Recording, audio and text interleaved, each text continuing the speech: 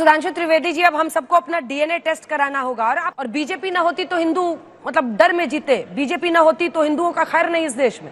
इसका नाम रखा जाए मुस्लिम धार्मिक स्थल खुदाई आयोग। मैं हूँ यासर मलिक। लेकिन एक बात बताइए ना, बांग्लादेश और संभल एक कैसे है? वहां पर तो मोहम्मद यूनुस है बांग्लादेश में, यहाँ पर तो योगी आदित्यनाथ है। जब धार्मिक चरित्र बदला ही नहीं जा सकता तो जानकर क्या होगा? यही तो कह रहे हैं ना कि सर्वे चिंगारी है। आपको नहीं लगता बैकलैश होगा अगर कल को इस तरह की बात की जाती है कि नमाज नहीं पढ़ सकते? और आप देख रहे हैं अपना यूट्यूब चैनल YS3 न्यूज। संभल, अयोध्या, बांग्लादेश, डीएनए एक है, क्या है ये? योगी जी क्या बता रहे हैं? अगर आपको राहत इंदौरी के शेर सुनाने का इतना शौक है, कोई मुशायरा ज्वाइन कर लीजिए। ये वो लोग हैं जो हमें आपको लड़ा के लाशों पे राजनीति करना चाहते हैं। सर्वे करेंगे जब धार्मिक चरित्र एक जगह का बदल ही नहीं सकता, ये सुप्रीम कोर्ट ने भी कह दिया अयोध्या के बाद, तो आप करेंगे क्या सर्वे?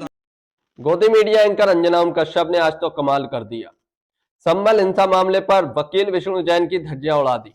साथ ही साथ बीजेपी के प्रवक्ता सुधांशु त्रिवेदी से भी कुछ तीखे सवाल पूछे, जिसके जवाब सुधांशु त्रिवेदी ने नहीं दिए और बचते हुए नजर आए। इस डिबेट के अंदर अनुराग भदौरिया, वारिस पठान और मौलाना अंसार रजा ने भी बीजेपी के प्रवक्ता सुधांशु त्रिवेदी को तमाम मुद्दों पर घेरा, चाहे वो महंगाई, बेरोजगारी का मुद्दा हो, संभल हिंसा का मुद्दा हो या फिर बांग्लादेशी हिंदुओं का मुद्दा हो, कोई भी मुद्दा हो, सारे मुद्दों पर गोदी मीडिया एंकर अंजना ओम कश्यप और तीनों विपक्षी पार्टी के प्रवक्ताओं ने जब सुधांशु त्रिवेदी को घेरा तो सुधांशु त्रिवेदी बचते हुए नजर आए, उल्टी सीधी बातें करते हुए नजर आए।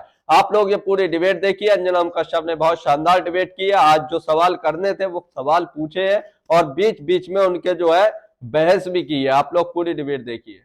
सुधांशु त्रिवेदी जी, अब हम सबको अपना डीएनए टेस्ट कराना होगा और आप लोग मतलब कह क्या रहे हैं? मुख्यमंत्री योगी आदित्यनाथ, अयोध्या है, संभल है, संभालना आप ही को है और बीजेपी ना होती तो हिंदू मतलब डर में जीते, बीजेपी ना होती तो हिंदुओं का खैर नहीं इस देश में।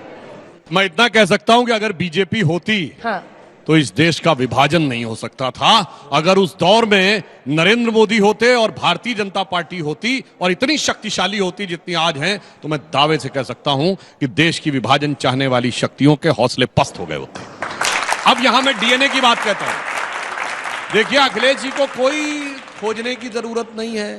जो योगी जी ने कहा, इसलिए कहा कि इस देश में ऐसे लोग हैं जिनके वीडियो अवेलेबल हैं, जो कहते हैं हमने 800 साल इस देश पे हुकूमत की। ये वो लोग हैं जो एलानिया कहते हैं औरंगजेब को रहमतुल्लाह अलैह बोलते हैं, जो एलानिया कहते हैं कि वो बाहर के हैं, जबकि है कुछ नहीं। डीएनए टेस्ट करा लिया जाएगा, सबका डीएनए एक है। जानते किसका है? ये अखिलेश जी को भी समझना चाहिए। डीएनए रघुवर का है, डीएनए यदुवर का है, यानी कृष्ण जी का और राम जी का। रघुवर और यदुवर का डीएनए है, बाबर का डीएनए नहीं है। मगर अफसोस की बात यह है, कुछ लोगों के जहन पे बाबरी जहनियत इस कदर छा गई है कि वो अभी तक उससे बाहर नहीं आ पाए। लेकिन एक बात बताइए ना, बांग्लादेश और संभल एक कैसे है? वहां पर तो मोहम्मद यूनुस है बांग्लादेश में, यहाँ पर तो योगी आदित्यनाथ है। काहे हो रहा है? हाँ, मैं बता रहा हूँ क्यों हो रहा है। आपको पता है कि बांग्लादेश के जो अमेरिका में एक बड़े प्रसिद्ध, विख्यात और कुख्यात पत्रकार हैं मुशर्रिफ हसन अंसारी, जो हमेशा भारत के खिलाफ करते रहते हैं बात। उनके साथ किसकी फोटो है सेल्फी में? परम आदरणीय सम्माननीय कांग्रेस के श्री राहुल गांधी जी की। तो कनेक्शन तो है जी। हिंदुत्व का जो आक्रामक रूप योगी आदित्यनाथ ने धारण किया हुआ इन दिनों, बटेंगे तो कटेंगे से लेकर बांग्लादेश, डीएनए, जिन्ना का जिन, ऐसा लगता है कि अखिलेश यादव बस उसका जवाब देते फिर रहे हैं हर जगह। पहले बटोंगे तो कटेंगे के 10 उन्होंने नारे गढ़े, उसके बाद से अब ये जब वो कह रहे हैं तो कह रहे हैं हमारा डीएनए टेस्ट करा लीजिए। उनकी क्या स्ट्रैटेजी है काउंटर करने की? वो तो चाहते हैं कि हिंदू एकजुट हो, जाति पर ना बटे, उनको वोट मिले, वो सीट जीते। अखिलेश बाबू क्या कर रहे हैं? आप कंपेयर करते हो संभल को बांग्लादेश से। संभल हिंदुस्तान का हिस्सा है, संविधान ने अधिकार दिया है, यहाँ का हर व्यक्ति हिंदुस्तानी है और उसका बराबर का अधिकार है। कोई व्यक्ति चाहे संभल का रहने वाला हो चाहे नोएडा का रहने वाला हो, उसको उतना ही अधिकार संविधान ने दिया है जितना और लोगों को है। आप उसको कंपेयर बांग्लादेश से करना चाहते, क्यों पता है? क्योंकि ये रोजगार पे नहीं बात करना चाहते। वहां छात्र धरना देता रहता है यूपीएससी के सामने, लगातार मांग करता रहता है यूपीपीसीएस के सामने, तो लाठियों से दौड़ाते हो। आज बिहार में भी धरना दे रहा है स्टूडेंट, उसकी लाठियों से स्वागत करते हो।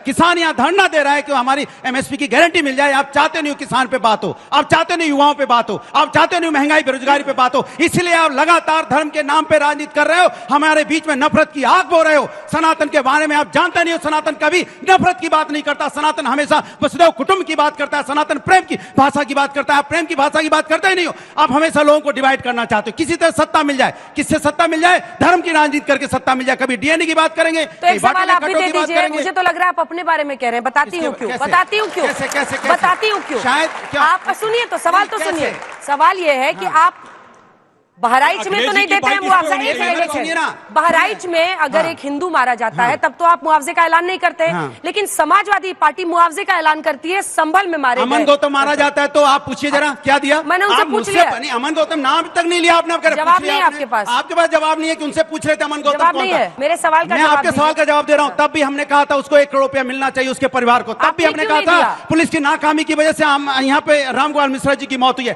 तब भी कहा था, आज भी कहता हूँ इनकी नाकामी की वजह से। अब बताइए अमन गौतम जी के बारे में पूछे इनसे। एक सबसे विष्णु जैन जी सब आपके पास आते हुए, संभल में जो हो रहा है सर्वे की वजह से ये पूरा बवंडर वहां पर हुआ है। अखिलेश बाबू के उसी पर सवाल है, वो बार बार ये कह रहे हैं कि ये सब इसलिए हो रहा है क्योंकि आप सौहार्द बिगाड़ना चाहते हैं, आप हिंदुत्व की राजनीति की पिच पर बीजेपी के साथ खड़े और आपको तो सबसे बड़ा विलन बनाया गया है वहां का। 19 नवंबर 2024 से पहले या उसके बाद संभल को लेकर हमने क्या कभी कोई पॉलिटिकल बयान दिया या हमारे याचिकाकर्ताओं ने दिया? सिर्फ और सिर्फ कोर्ट में याचिका डाली रिसर्च और फैक्ट के आधार पे, और याचिका क्या है कि प्लेसेस ऑफ वर्शिप एक्ट यहां पे अप्लाई नहीं होता है। जो ancient protection of monument act 1958 है उसके सेक्शन 16 और 18 में ये एएसआई द्वारा संरक्षित स्मारक है। 1920 में एएसआई ने इसको 412 नंबर इसका एंट्री है, एएसआई ने इसको प्रिजर्व रखा था, इसलिए वापस एएसआई को उसका कब्जा दिया जाए। एएसआई यहाँ पे धार्मिक चरित्र निर्धारित करे और जो उस धार्मिक चरित्र के अनुरूप काम करे उसको कब्जा दे। अब ये मामला जब कोर्ट में दाखिल किया गया, ऑनरेबल कोर्ट ने हमें सुना, ऑनरेबल कोर्ट ने पाया कि हाँ इसकी रिसर्च एक्यूरेट है, कोर्ट ने नोटिस जारी किया। तो सर्वे से होगा क्या? आप सर्वे करेंगे जब धार्मिक चरित्र एक जगह का बदल ही नहीं सकता, ये सुप्रीम कोर्ट ने भी कह दिया अयोध्या के बाद, तो आप करेंगे क्या सर्वे? देखिए मैं धार्मिक चरित्र तय करना तो जरूरी है ना। अभी आज सुप्रीम कोर्ट की मेरे पर रिस्ट्रिक्शन है कि वहां पे जो मिला है वो सील कवर में रहना है, नहीं तो मैं आपके सामने बता सकता था कि वहां सर्वे में क्या क्या मिला है, पर मेरे पे एक मर्यादा सुप्रीम कोर्ट ने रखी हुई है, इसलिए मैं नहीं बता पा रहा हूं। पर मैं सिर्फ इतना कहना चाहता हूं कि चाहे वो ज्ञान व्यापी हो, चाहे वो भोजशाला हो, चाहे वो संबल हो, ये सब हिंदू मंदिर के परिसर है जिसको गलत ढंग से जब धार्मिक चरित्र बदला ही नहीं जा सकता तो जानकर क्या होगा? यही तो कह रहे हैं ना कि सर्वे चिंगारी है। मैं एक मिनट समझा रहा हूँ, क्या करेंगे? देखिए आपको पहले सनातन कॉन्सेप्ट समझना पड़ेगा। तो नमाज पढ़ी जा रही है, आज वारिस भाई हो रहा है ना, गलत हो रहा है। आज वारिस भाई क्या कहते हैं हमेशा, once a mosque always a mask.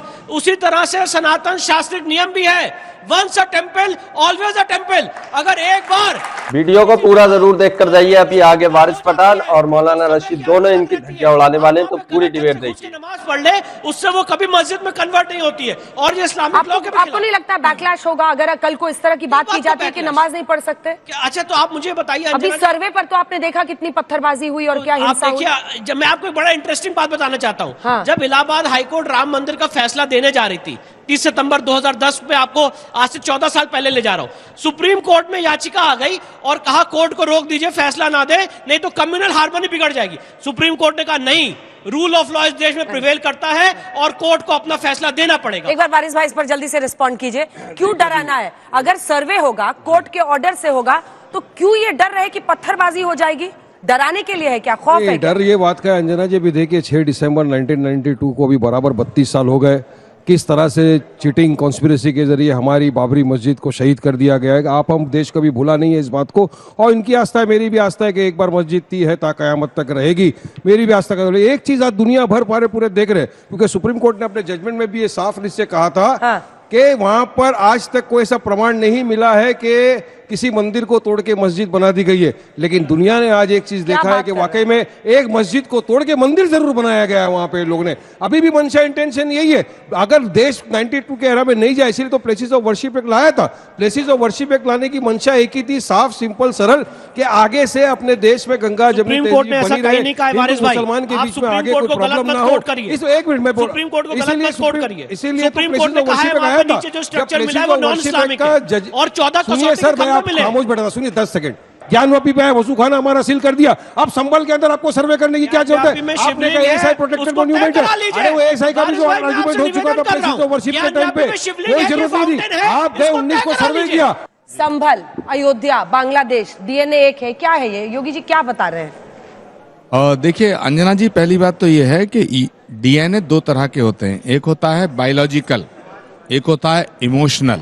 हाँ, थोड़ा ऊंचा तो जो डीएनए की जो डीएनए का जो बहस हो रही है, तो मुझे लगता है कि भावनात्मक भी एक डीएनए होता है, जो जिसे विचारधारा भी कहते हैं। तो मुझे लगता है योगी जी जो हैं उस विचारधारा पे बात कर रहे हैं, बायोलॉजिकल डीएनए की बात नहीं कर रहे हैं, नंबर एक। दूसरी बात, संभल, बहुत गंभीरता से आप बहस करा रही हैं, बहुत ही इंपॉर्टेंट इशू है। संभल एक बहुत ही पौराणिक और ऐतिहासिक स्थल है, क्योंकि हमारे शास्त्रों में ये लिखा है कि भगवान का अंतिम अवतार संभल की पावन धरा पे कल्कि के रूप में अवतरित होगा। रजा साहब, इसका जवाब दीजिए। शेर नज करता हूं सुधांशु त्रिवेदी जी को हाँ। कि कब बांटना है, कौन कहां काटा जाएगा, कब बांटना है, कौन कहां काटा जाएगा, वाकिफ हैं लोग आज के हाकिम की चाल से। इस पे ताली नहीं बज सकती, मैं जानता हूं। दूसरी बात, अभी वर्षे व्यक्त की बात चल रही है, सर्वे की बात चल रही है। अंजना जी, आपका चैनल पूरी दुनिया में बहुत मोहब्बत से देखा जाता है।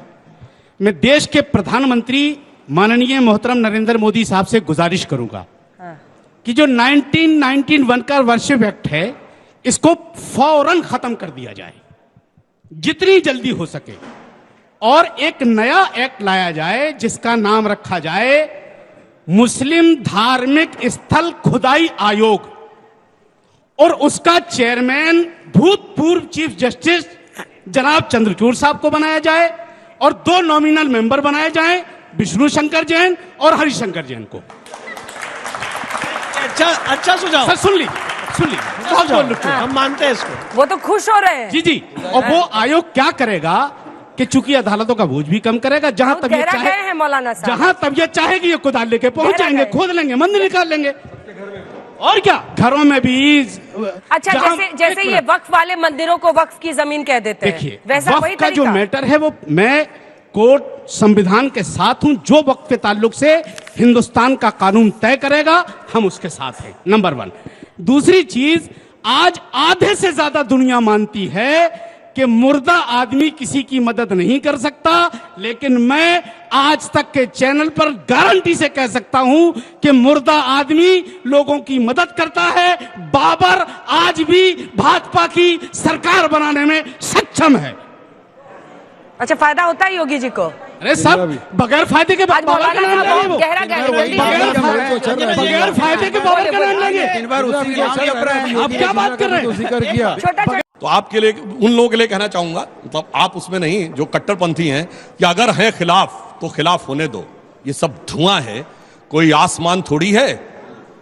और माना खिलाफत है बहुत मजबूत, लेकिन हमारी तरह लिए हथेली पे जान थोड़ी है। राहत इंदौरी का शेर है ये। जो मेरे दिल में है वही सदाकत है। बिल्कुल, सभी के हमारे दिल में मुंह में तुम्हारी तुम्हारी जबान थोड़ी है। वो ये है हमारा। अनुराग भदौरिया जी, सवाल ये है, वैसे एक बात मौलाना साहब अब गलत सुन बोल लीजिए, गए। अरे सुन कि लीजिए, मरा हुआ व्यक्ति अरे कुछ सुन नहीं कर लीजिए, सकता। आपके पीछे वीडियो अच्छी लगी हो तो इसको लाइक करें, पूरी डिबेट सुनिए। अभी अनुराग भदौरिया की बात सुनिए, बहुत शानदार बात कहने वाले, तो पूरी डिबेट देखिए। ठीक है। मदर टेरेसा को सेंटुट इस आधार पे सुन मिला लीजिए। था कि मृत्यु के बाद उनकी आत्मा ने 2 लोगों की बीमारी प्रार्थना से ठीक कर दी। तो बहुत सोच समझ के बोलिएगा। ठीक है, ठीक है। मदर टेरेसा को सेंटुट दिया गया ठीक इसी है, आधार पे। अनुराग भदौरिया। उन्होंने उनकी आत्मा ने प्रार्थना से ठीक। सवाल ये, सुधांशु जी की जिम्मेदारी बनती है कि समस्याओं पे कुछ चर्चा कर लें।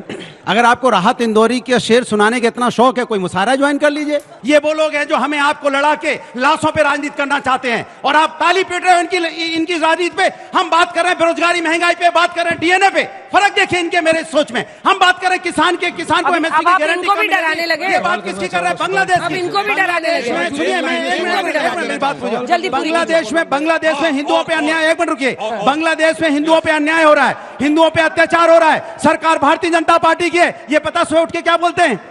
विपक्ष कुछ नहीं बोल रहा है, विपक्ष नहीं बोल रहा है। आप क्या कर रहे हो? झुंझुना बजा रहे हो सरकार में? क्यों नहीं बोलते आप? क्यों नहीं बोलते आप वहां पे? अब बांग्लादेश पे लाल आंखें कहां चली गई? कहां चलेंगी लाल आंखें? विपक्ष को लाल आंखें दिखाएंगे। विपक्ष के लिए इनके ईडी सीबीआई है, लेकिन बांग्लादेश पे बोलने के लिए इनके लिए मुंह में जबान नहीं है, क्योंकि ये अत्याचार विपक्ष पे कर सकते हैं, लेकिन बांग्लादेश के खिलाफ नहीं बोलेंगे, क्योंकि हिंदुओं पे अत्याचार हो रहा है ना। इनको तो राजनीति हिंदुस्तान में करनी है, हिंदुस्तान में हमें आपको लड़ाना है, लेकिन बांग्लादेश पे नहीं बोलेंगे। ये इनकी आदत हो गई है। अखिलेश यादव का बयान दिखाइए आपके मुद्दे के ऊपर, महंगाई के ऊपर कोई उन्होंने विधानसभा क्या में बात बोला? कर रहे हो? रोज बोलिए। सुबह शाम चिल्ला लोकसभा रहा में हूं। बोला, बोलिए।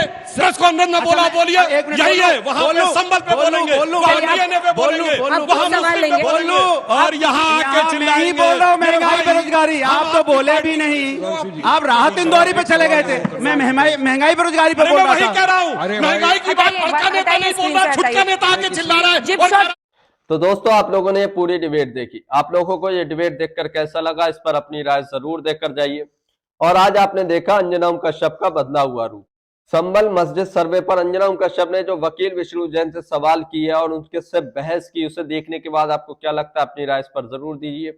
और साथ ही साथ वारिस पठान, अनुराग भदौरिया और मौलाना अंसार रजा के जो डिबेट हुई है और जो उन्होंने सवाल दागे हैं सुधांशु त्रिवेदी पर, और जो सुधांशु त्रिवेदी ने उसके जवाब नहीं दिए हैं, उसके बारे में आप क्या कहते हैं, अपनी राय जरूर दीजिए।